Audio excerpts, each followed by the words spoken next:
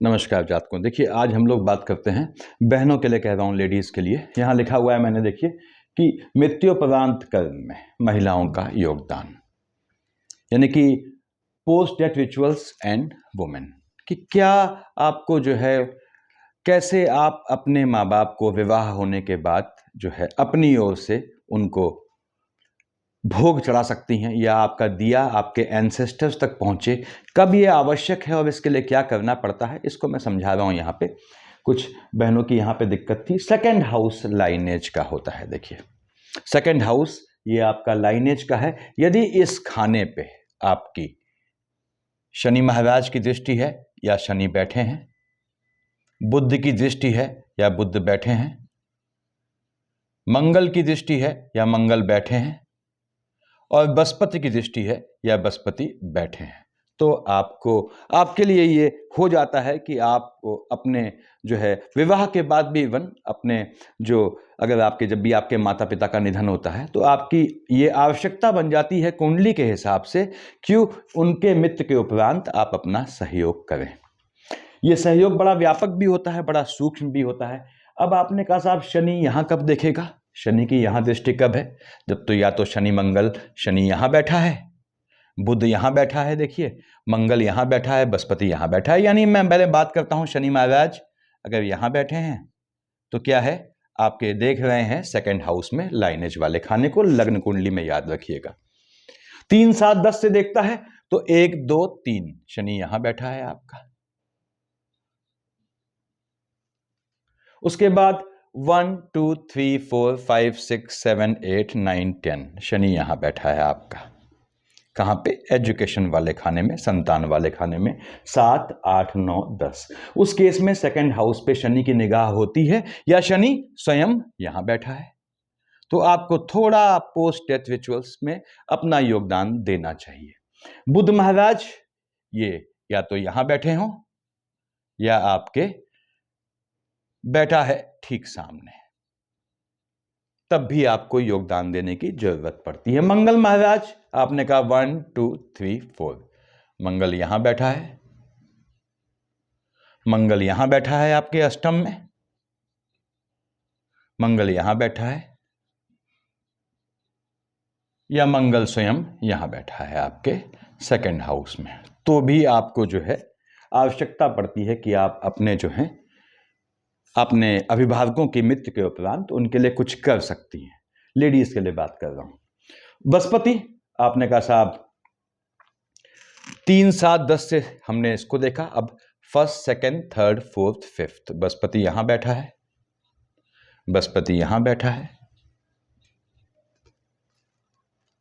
ऐसे ही 1 2 3 4 5 6 7 8 9 बृहस्पति यहां बैठा है या बृहस्पति स्वयं यहां बैठा है। इन स्थितियों में कुंडली में आपकी इनमें से कोई भी स्थिति है, और जितनी ज्यादा स्थितियां हैं उतना ज्यादा स्ट्रांग जो है आपको करना पड़ता है। जैसे शनि बुध मंगल बृहस्पति 4 ग्रहों की दृष्टि, अगर चारों ग्रहों की दृष्टि सेकंड हाउस में है या बैठे हैं या उनकी दृष्टि है, जैसा कि बताया मैंने, तो ये आपके लिए मैंडेटरी हो जाता है थोड़ा बहुत कि आप अपने पेरेंट्स की मृत्यु के उपरांत उनके लिए कुछ करें, जिसे पोस्ट डेथ रिचुअल मान सकते हैं। तो सेकंड हाउस की पोजीशन ये डिसाइड करती है कैसे इस चीज से निकला जाता है, कैसे इसमें किया जाता है, वो बता रहा हूं। ये चीज किसके लिए आवश्यक हो जाती है, किसके लिए ये अत्यंत आवश्यक है? जिनकी जो है सिर्फ बेटियां हैं। यदि आप ऐसी महिला हैं कि आपके माता पिता का निधन हो गया लेकिन आपका कोई भाई नहीं है, सहोदर, तो आपका ये दायित्व बढ़ जाता है। हालांकि जो मृत्यु के उपरांत जो है आपकी जो प्रोसेस होती है वो सामान्य रूप से जेंट्स करते हैं, लेकिन इसका मतलब ये कतई नहीं है कि कोई बहन अपने माँ बाप के किसी के निधन पे शमशान घाट जा नहीं सकती। बिल्कुल जाए। करना क्या होता है, थोड़ा सफाई का ध्यान देना होता है। सफाई का मतलब पीरियड्स के इशू को देखना पड़ता है। उसके बाद दूसरी बात, तुलसी की माला, कभी जाना पड़ता है। ऐसे कोई भाई नहीं है आपका, सगा भाई नहीं है, सहोदर नहीं है, या सहोदर है भी तो आपके, आप जुड़ी हैं अत्यंत अपने अभिभावकों से, अपने माँ बाप से, उनमें से किसी का निधन हुआ तो आपको जो है तुलसी की माला पहन के जाना पड़ता है। तुलसी की माला गए आपने वहां पे जो भी अपनी ओर से किया। मुखाग्नि थोड़ा महिलाओं के लिए प्रतिबंधित इसलिए होती है कि अगर फैमिली में कोई भी जेंट्स है, यानी आपका कजिन भी है, तो वो ये काम कर देगा। आप चाहो तो उसको लेफ्ट हैंड से छू सकती हो उस दौरान, ठीक है। लकड़ी चढ़ा सकते हैं चिता में आप, और मुखाग्नि जो देगा, मैंने बताया आपको, कोई आपकी फैमिली में कजिन, अगर सगे भाई ना हो तो कजिन वो दे सकता है। यहां पे आपको जो है, जो आपने उसको जहां प्रोसेस हुई, उसके बाद जो भी आपके अभिभावकों की, आप पानी के घाट के पास गए, आपने तुलसी की माला उठाई, उसको तोड़ा, उसको लेफ्ट हैंड से पानी में बहाया, कुल्ला किया, चाहे तो हल्का सा स्नान कर लिया है ना, और करके अपने हल्का सा पानी डाल दिया ऐसे, उसके बाद आप आ गए। तो इससे ये, अगर आपको शमशान घाट जाना पड़े तो ये थोड़ा आवश्यक हो जाता है आपके लिए, ताकि वहां से कोई नेगेटिव चीज आप लेके ना आओ। क्योंकि मेन चीज क्या है पितरों के काम में, कि आपका दिया एंसेस्टर्स तक पहुंचना चाहिए। अब इसका मतलब क्या हुआ, जैसे कोई जेंट्स है, आदमी है, उसके माँ बाप नहीं है, वो अपने पिता का श्राद्ध करता है, माँ का श्राद्ध करता है, पिता का श्राद्ध करता है, सपोज श्राद्ध कर रहा है, ठीक है।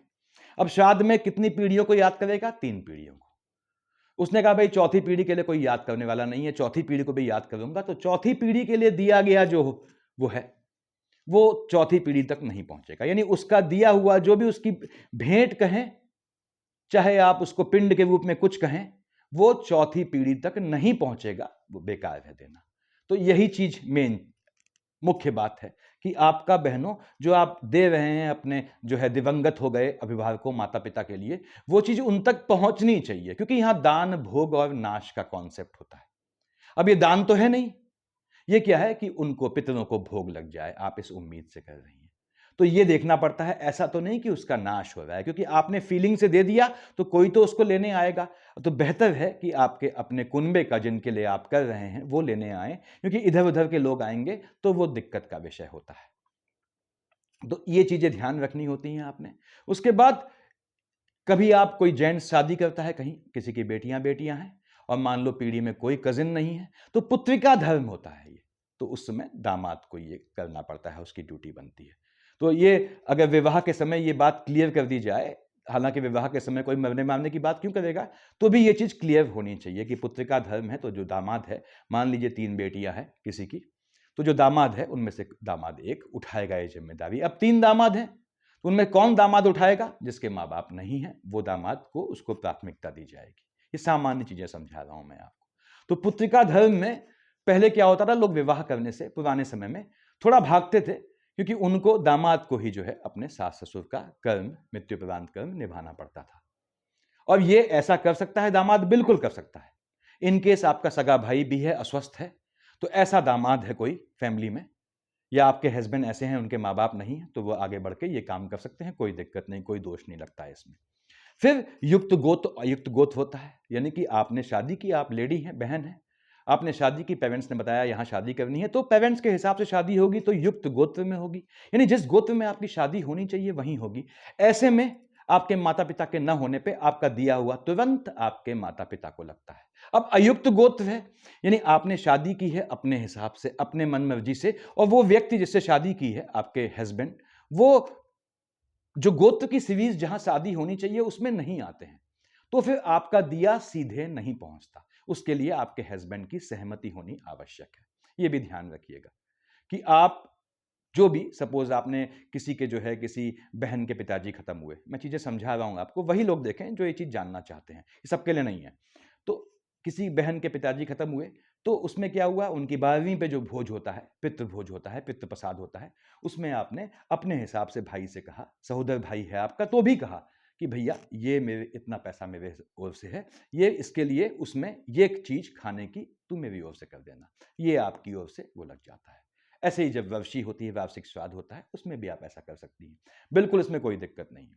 हाँ, आपका भाई है, सगा भाई है, तब आप चाहो कि आप इन चीजों को अपने हक में लो, कि नहीं ये नहीं है, तो देखिए ये आपको पहला हक भाई का बनता है। अब होता क्या है, अगर भाई ये ड्यूटी नहीं निभा रहा है किसी भी कारण के चलते, चाहे वो इन चीजों को न मानता हो, चाहे उसका स्पाउस इस तरह का हो, जो भी रीजन हो, तो उस केस में आप ड्यूटी लेंगे, लेकिन भाई ने आपसे कहना पड़ेगा कि मैं नहीं कर पा रहा हूं, अदरवाइज आपका दिया वहां नहीं जाता है।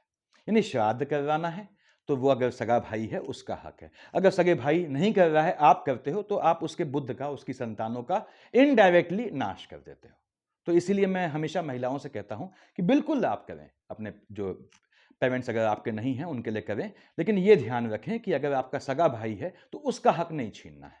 ये बेसिकली उसकी ड्यूटी बनती है। तो आप किसी भी तरह से, आपका भाई है, आपके माँ बाप जीवित हैं, उनको परेशान करता है, दिक्कत करता है, या उसका स्पाउस परेशान करता है, तो आप उसके स्पाउस से तो कहोगे नहीं। तो आप क्या है, आप चाहते हो पेरेंट्स आपके यहाँ रहे, कोई दिक्कत नहीं है, कोई बुराई नहीं है इसमें, लेकिन पहला हक याद रखिएगा भाई का बनता है। अगर आपने भाई के होते हुए, योग्य कमाने वाले भाई के होते हुए, अब बेचारा कमाता नहीं है तो आपको धन संपत्ति से मदद करनी चाहिए। ये भी याद रखें, यदि आपके छोटे भाई बहन हैं, आपका विवाह हो गया है बहनों, और आपके माता पिता नहीं हैं, या ऐसी स्थिति है कि जो है कि वो नहीं कर पा रहे हैं छोटे भाई बहनों का, तो आपको उनकी मदद करनी चाहिए। ये आपकी ड्यूटी भी है और ये आपका हक भी है, लेकिन इन चीज़ों के लिए अपने हस्बैंड की सहमति आवश्यक होती है। अब हस्बैंड की सहमति आप आराम से ले सकती हैं, कोई इसमें दिक्कत नहीं आनी चाहिए।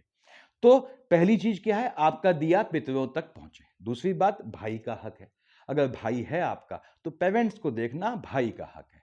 अब आपने कहा साहब वो नहीं देख रहा है, मैं बुला रही हूं, कोई दिक्कत नहीं, आप बिल्कुल, आप बेटी हैं, बुला सकती हैं, बिल्कुल बुलाएं, और सालों साल करें माँ बाप का अपने। लेकिन उससे क्या होता है, आप अल्टीमेटली अपने भाई को नरक के उसमें जो है, मतलब अधोधर्म में डाल रही हैं। ये उसकी ड्यूटी है। अगर रखते हुए भी नहीं करता है तो ये वो झेलेगा, ये ध्यान रखिएगा। आप ले आए माँ बाप को, वो नहीं कर रहा था, निकम्मा था, या किसी भी रीजन से नहीं कर रहा था माँ बाप का, तो क्या है, उसका दोष कम हुआ, लेकिन वो दोष कहां शिफ्ट हुआ, उसमें आधा हकदार आप बन गए। तो ये ध्यान रखना है, ये सारा बुद्ध का खेल है, मैंने पहले बताया हुआ है इंफॉर्मेटिव वीडियोज में। तो माँ बाप की बिल्कुल मदद कर सकती हैं, बिल्कुल करें, आपका हक बनता है और आपकी ड्यूटी भी है, अगर वो अक्षम है तो। उसके बाद मेन चीज क्या है, आपका दिया एंसेस्टर्स तक पहुंचना चाहिए। मुखाग्नि में बंधन होता है महिलाओं, ठीक है, और इसमें कोई ऐसा परेशान होने की जरूरत नहीं। कोई भी जो है वो आपका जो कजिन हो, आप उसको बाएं हाथ से छू लेंगे मुखाग्नि करते हुए, आपका सहयोग माना जाएगा। साफ होना चाहिए, सफाई का मतलब आप समझती होंगी। तुलसी की माला का कॉन्सेप्ट याद रखिएगा। यदि घाट में जाना पड़ता है, किसी भी बहुत खास, महिलाओं से कह रहा हूं, सगे की मृत्यु पे, आपका ठीक है, आपके अंदर की फीलिंग है, आप जाते हो, तो माला, तुलसी की माला तुरंत ले लो, उसको जो है मिल जाती है जहां वो सामान मिलते हैं सब, तो वहां आपने बहाया, उसके बाद आपने करके आ गए। तो कब ये आपको जो है पिताओं, माँ बाप के लिए, मृत माँ बाप के लिए या पितरों के लिए जाता है, जब आपका शनि बुध मंगल बृहस्पति सेकंड हाउस में देखते हैं या बैठे होते हैं। जितने ज्यादा ये ग्रहों की युति होती है यहाँ पे, उतना उनकी डिमांड होती है कि बेटा आप भी एंसेस्टर्स के लिए कुछ करो, क्योंकि एंसेस्टर्स ने आपको भी शामिल किया है उस चीज के लिए, और अच्छे मंतव्य से करते हैं तो निश्चित पहुंचेगा। तो अब महिलाओं को फायदा क्या है, लेडीज को, कि एंसेस्टर्स क्या कहते हैं, लाइनेज कहती है कि अगर किसी बेटी ने, यानी किसी आदमी की बेटी है, बेटी ने अपनी फैमिली संभाल ली, जहां भी उसकी शादी हुई है, माँ बाप ने जहां करवाई है, तो पितरों का आधा दोष वो तार देती है। तो ये लेडीज को, बहनों को सुविधा है कि क्यों लगता है कि उनको इस काम से विमुख किया गया है, विमुख नहीं किया है, उनको उनको रास्ता दिया गया है। अगर वो अपनी फैमिली संभाल लेती हैं तो इस मैक्सिमम पितर उनकी साइड से तृप्त हो जाते हैं, उनको कुछ भी करने की जरूरत नहीं पड़ती। यानी जितना वैवाहिक जीवन में क्लेश आएगा, उतना क्या है, एंसेस्टर्स जो हैं वो कुंभी पाक नरक के, मैं बनाऊंगा वीडियो इस पे, उसके चक्कर में फंसने लगते हैं। तो ये ध्यान रखना है आपने। उसके बाद ये लेडीज के लिए कह रहा हूं, पूजा पाठ बिल्कुल करें आप। काफी लेडीज कहती हैं, मैं कहता हूं ज्यादा पूजा पाठ ना करें, मैंने रीजन बताया है लास्ट वीडियो में इसका। पूजा पाठ इतना होना चाहिए कि ड्यूटी बाधित ना हो, कोई भी काम बाधित ना हो, क्योंकि लॉर्ड कृष्णा भी कह गए हैं, कर्मण्ये वाधिकारस्ते मां फलेषु कदाचन। उन्होंने ये कहीं नहीं कहा कि तुम पूजा पाठ करते रहो, सारे कर्मों को छोड़ दो। तो पूजा पाठ उतनी ही शोभा देती है जिससे आपके जो फैमिली लाइफ है वहां पे व्यवधान ना आए। तो मैंने क्या बताया आपको, 12वीं होती है माँ बाप की, जिनके माँ बाप दिवंगत हो जाते हैं, तो आप भाई को पैसा दो कि भाई ये पितृभोज में ये चीज मेरे पैसे से होगी, मेरे पति के पैसे से होगी। समझदार हो आप, अपने हस्बैंड के हाथ से अपने सामने दिलवाओ, ठीक है। इससे क्या होता है, पितर खुश हो जाते हैं। आपने दिया, बिना हस्बैंड को इन्फॉर्म किए दिया, या बिल्कुल जो है वो, तो वहां पे वो उसको एक्सेप्ट नहीं करते हैं। मैंने बताया सारा कॉन्सेप्ट क्या है कि पितर, एंसेस्टर्स उसको एक्सेप्ट तो करें, उन्होंने एक्सेप्ट नहीं किया तो दान भोग नाश में, ये नाश की कैटेगरी में आ जाता है। तो समझदारी से आपने हस्बैंड को समझाया, स्पाउस को अपने, कि भाई ऐसा है, ये देना है, ये मैंने सोचा था, तो ठीक है। उसको भी समझदार होगा तो दिक्कत नहीं आएगी। हाँ, आप जेन्युइन हो, आपका हस्बैंड मना करता है तो वो झेलेगा। पर्सनली ये चीज आपकी संतानों में नहीं जाएगी, ये ध्यान रखिएगा। तो समझदारी से आपने पति के हाथ से अपने जो है ये किया। भाई बहन छोटे हैं, आपके माँ बाप नहीं है, बिल्कुल आपकी ड्यूटी बनती है उनकी मदद करना। देखिए छोटे भाई बहन, अब छोटा कहते हैं उद्दंड होता है, एक कहावत है। तो छोटे भाई बहन की मदद करने में अगर आपके माँ बाप नहीं है तो कोई बच्चे भाई बहन उल्टा जवाब देता है, बहनों से कह रहा हूं, लेडीज से बिल्कुल पेन नहीं लेना है, क्योंकि वो आपके औलाद की तरह है। अब औलाद क्या खुराफात नहीं होती, अपनी औलाद जो है बदमाशी करे तो क्या आप निकाल देंगे घर से उसे? तो ये याद रखिएगा कि छोटे भाई बहनों का करना है, और यदि माँ बाप अक्षम नहीं है बिल्कुल मदद करें, हस्बैंड के संज्ञान में करें, आप कोई चोरी नहीं कर रही हैं। और उसके बाद हस्बैंड के संज्ञान में करें, हस्बैंड की सहमत से करेंगी तो आपको ये चीज सीधे आपके एंसेस्टर्स के जाएगी। इस वीडियो बनाने का मतलब यही है कि कोई भी आप पितरों का काम करना चाहती हैं बिल्कुल करें। इसका शॉर्टकट बताऊंगा, ऐसा तरीका जैसे जो लेडीज हैं जिन्होंने अलग बिरादरी में शादी की है, अयुक्त गोत्र में शादी की है शास्त्र के हिसाब से, उन्हें क्या करना है, या सामान्य लेडी भी क्या करेंगी उसका बताऊंगा मैं। तो ये आपने याद रखना है कि मदद करते हैं छोटे भाई बहन की, माँ बाप नहीं है, ये भी पितरों को जाता है, एंसेस्टर्स को। और उसके बाद अपनी कमाई से करती हैं, आपकी खुद की कमाई है लेकिन फिर भी हस्बैंड को बताएं। अब सबसे अच्छा है आपका ये कर्म सीधे जाएगा एंसेस्टर्स तक, यदि अपनी कमाई का पैसा भी आपने हस्बैंड को पकड़ाया कि भाई आप दो, ठीक है। इससे क्या होता है, इससे कोई हस्बैंड की नाक ऊंची नहीं होगी, इससे वो पैसा सीधे जो है, उसका फल जो है वो सीधे आपके जो है पितरों तक पहुंचेगा। तो मैंने बताया आपको कि पुरुष का श्राद्ध जो है ये बंधन क्यों है, ये बंधन हर जगह है, आदमी में भी है। पुरुष का श्राद्ध 3 पीढ़ी तक जाता है, ठीक है, उससे ऊपर नहीं जाता, वो करते हुए वो 10 पीढ़ी का नाम ले नहीं जाएगा। तो इसी तरह पुत्री का पैसा अगर न लगे देने के बावजूद तो क्या फायदा है इस चीज का। तो दान भोग नाश बताया मैंने आपको, तो ये याद रखिएगा। तो आपको अगर आपका भाई है, सहोदर भाई है, माँ बाप साथ में है उसके, तो अकारण नहीं छूना है। वहां दिक्कत आती है, भाई को समझाना है, ठीक है। अब ये आप कर सकते हो नहीं कर सकते हो बात की बात है। हाँ भाई, आप माँ बाप को लाओ, बिल्कुल लाओ अपने पास, लेकिन ये याद रखिएगा कि चूंकि वो दायित्व भाई का था तो आपने भाई के खाते में, अकाउंट में निगेटिविटी जोड़ी, और उसकी निगेटिविटी आधी हो गई, वो निगेटिविटी आधी आप में आई। आप में कहां आई, आपने कहा साहब मैं तो खुश हूं, मैं कर रही हूं मां बाप करना, आपकी संतानों में आई, जिसको देखने के लिए आप जीवित रहो न रहो वो बात की बात। तो यह ध्यान रखना है कि पितरों की निगेटिविटी संतानों में ना आए, क्योंकि पितर अकेले नहीं है। देखिए बहुत लोग, बहुत जगह मैं समझा रहा हूं, थोड़ा आपको वीडियो बोरिंग लगेगा। तो ऐसा होता है कि बहुत लोग कहते हैं कि भगवती की पूजा करते हैं, काली की पूजा करते हैं, बलि नहीं चढ़ानी, ठीक है। अब आप ये बताइए कि बलि किसी की भी, किसी जानवर की बलि ईश्वर क्यों लेगा? तो बलि ईश्वर के लिए नहीं चढ़ाई जाती, ये कॉन्सेप्ट ही गलत है। लोग कहते हैं बलि चढ़ा रहे हैं, गलत है। अरे भैया आप ये बताइए, कोई पॉलिटिशियन है, बेचारा ईमानदार है, ऑनेस्ट है, उसके गण क्या हुए, उसके सपोर्टर हुए। क्या उसके सपोर्टर मदिरापान नहीं करते? क्या मांस नहीं खाते? तो सपोर्टर कैसे खुश होते हैं? मदिरापान से, मांस से, इन चीजों से खुश होते हैं। तो इसीलिए बलि का कॉन्सेप्ट क्या होता है, आप किसी भी आराध्य को, कुल देवता को बलि चढ़ाते हैं तो बलि कुल देवता बिल्कुल नहीं ले रहे हैं, उनके गण खाते हैं। गण प्रसन्न होंगे तभी तो आपकी बात उन तक पहुंचेगी। तो लोग कंफ्यूज होते हैं कि हमने भगवती के मंदिर में या काली के मंदिर में बलि चढ़ाई, लोग आपत्ति करते हैं। भैया ये काली के लिए बलि नहीं चढ़ रही है, ये उनके गणों के लिए चढ़ रही है, जो गण होते हैं साथ में चलते हैं। और गण नहीं चाहेंगे तो आपकी बात आप लाख चिल्लाते रहें, उन तक नहीं पहुंचेगी। खैर उसके सब्स्टिट्यूट होते हैं, मैंने बताया हुआ है। आप अगर बलि नहीं देना चाहते हैं बहुत अच्छी बात है, लेकिन उसका कमिटमेंट ना करें। अगर आप कमिटमेंट करते हैं मैं ये करूंगा, आपके भाई ने रोक दिया कि भाई ये चीज गलत है, आपने नहीं किया दबाव में, तो आपको झटका लग जाएगा। ये याद रखिएगा, कमिटमेंट इज कमिटमेंट। ये इंसानी कमिटमेंट नहीं है, ये दैवीय कमिटमेंट है, उससे फिरना नहीं होता। बलि के सब्स्टिट्यूट क्या होते हैं मैंने बताया हुआ है। तो मेन चीज क्या है, पितरों की निगेटिविटी संतान में ना आए। उसके बाद माता पिता के श्राद्ध में, श्राद्ध के कुछ नियम होते हैं, मैंने बताया हुआ है लेडीज, कि श्राद्ध का जब भोजन पित्त प्रसाद होता है उसको खाते हुए बात नहीं की जाती। दूसरी बात, दोबारा मांगना नहीं चाहिए, एक बार जो चाहिए आपको ले लें। ऐसे कुछ नियम लगते हैं वहां पे। ऐसे ही एक और नियम है कि श्राद्ध में शो ऑफ नहीं किया जाता।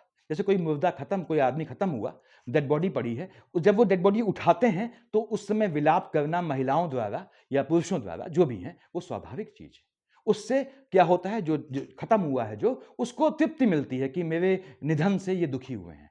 लेकिन जब वही चीज चिता में जलती है, अगर उस समय आप जो है विलाप करते हैं, तो वो सीधे उनके लिए जो है वो अधोगामी करके नरक में जाने का मार्ग प्रशस्त करता है, उनको सुकून नहीं मिलता। तो ये सामान्य चीजें जो बता रहा हूं, लीक से थोड़ा हट गया हूं सभी। तो श्राद्ध में शो ऑफ नहीं करना है, याद रखिएगा।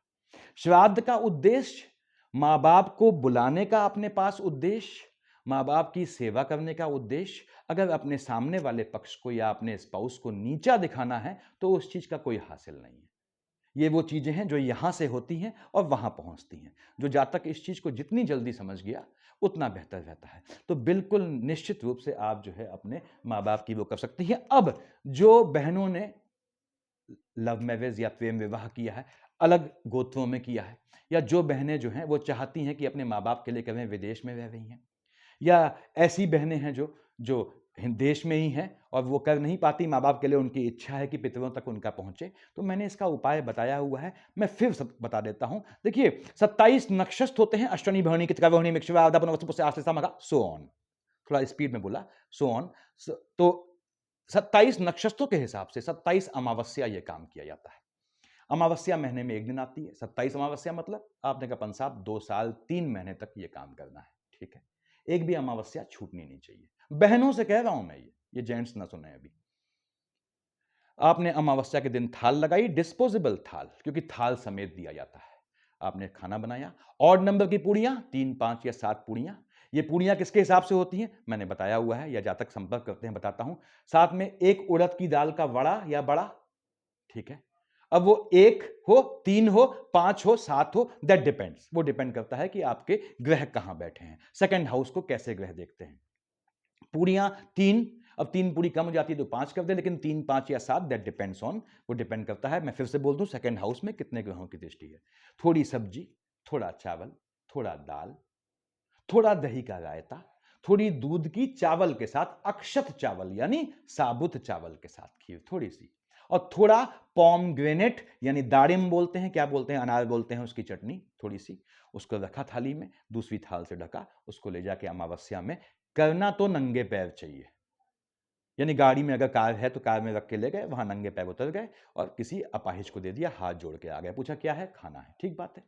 थाल समेत दिया जाता है, याद रखिएगा। अब उस समय आप उसके साथ मुद्रा नहीं देते हैं, याद रखिएगा, धन नहीं दिया जाता। खाना दिया आपने, आप आ गए हाथ जोड़ के, ठीक है। और इसमें याद रखिएगा 2 चीज बहुत महत्वपूर्ण है, एक तो पॉमग्रेनेट की चटनी और दूसरी बात उड़द की दाल का वड़ा। तो अगर जो 12वीं भी होती है वहां भी उड़द की दाल का वड़ा ना बने, बड़ा जो होता है जो भी बोलते हैं उसे, तो पितर तृप्त नहीं होते, यानी जो दिवंगत हुआ है वो भी तृप्त नहीं होता। क्योंकि दिवंगत जो हुआ है वो करंट दिवंगत हुआ है, उसके मार्फत उसको लेने क्या है, एंसेस्टर्स आए हैं, तो वो सब तृप्त होते हैं एक साथ। तो ये चीज करके करना होता है, देना होता है, बाकी घर लौट आए, बाकी जो खाना बच गया बिल्कुल फैमिली में सब लोग खा सकते हैं, कोई दिक्कत नहीं। एक भी दिन नहीं छूटना चाहिए, यानी कि कब करना है, महीने में सिर्फ सिंगल डे। सभी बहनों से कह रहा हूं, 27 अमावस्या आपने ये काम कर दिया, आपकी ओर से आपके पितरों का जितना भी ऋण था वो चुक गया, समझ लीजिए। एक भी अमावस्या छोड़ना नहीं है। अब सफाई का इशू आता है, कभी पीरियड्स का इशू आता है, वो आपको मैनेज करना पड़ेगा, ठीक है। और हालांकि अगर कोई लेडीज जो है वो मेडिसिन नहीं खाती इन चीज़ों के लिए, पीरियड्स इत्यादि के लिए, तो वो फिर जो है उनके हस्बैंड स्पाउस बनाए, है ना। तो उसमें क्या होता है, अगर उनको मालूम है अमावस्या आने वाली है, तो उनके हाथ से हम उनके पीरियड्स स्टार्ट होने से पहले, पीरियड्स के दौरान अमावस्या पड़नी है तो पानी लेके हस्बैंड लेते हैं कि मैं इस बार करूँगा, बनाऊंगा। ये सब प्रोसेस होती हैं, या फिर आप मैनेज कर लें मेडिसिन इत्यादि से। तो 27 अमावस्या यानी 2 साल 3 महीने बहनों आपने ये काम कर लिया, आपने पितरों का ऋण उतार दिया, ये ध्यान रखिएगा। उसके बाद आपको कुछ भी करने की जरूरत नहीं।